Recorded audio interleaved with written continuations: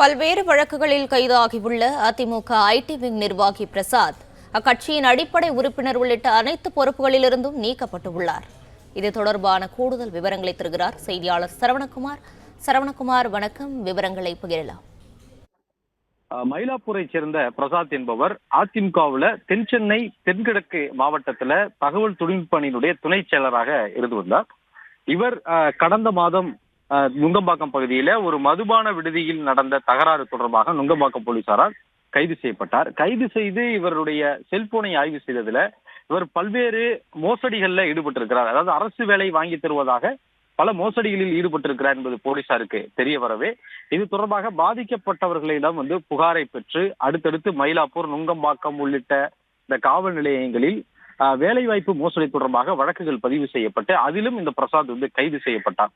தற்போது 4 வழக்குகளை கைது செய்யப்பட்டு அவர் சிறையில் இருக்கக்கூடியவரை 2 நாட்கள் காவல் எடுத்து போலீசார் விசாரித்து வருகிறார்கள். இந்த நிலையில் அதிமுகவில் இருந்து இந்த பொறுப்பில் இருந்தும் கட்சி பொறுப்பில் இருந்தும் அடிப்படை உறுப்பினர் உள்ளிட்ட அனைத்து பொறுப்புகளில் இருந்தும் நீக்குவதாக அக்கட்சியினுடைய பொதுச் செயலாளர் எடப்பாடி பழனிசாமி அறிவித்திருக்கிறார். இவர் கட்சியினுடைய கோட்பாடுகளுக்கும் அதே போன்று கட்டுப்பாடுகளை மீறி இவர் கட்சிக்கு அவப்பெயர் ஏற்படுத்தக்கூடிய நடவடிக்கையில் ஈடுபட்டதனால கட்சியில் இருந்து அவர் முழுமையாக நீக்கப்பட்டிருப்பதாகவும் கட்சியினுடைய பொதுச் செயலாளர் எடப்பாடி பழனிசாமி அறிவித்திருக்கிறார்.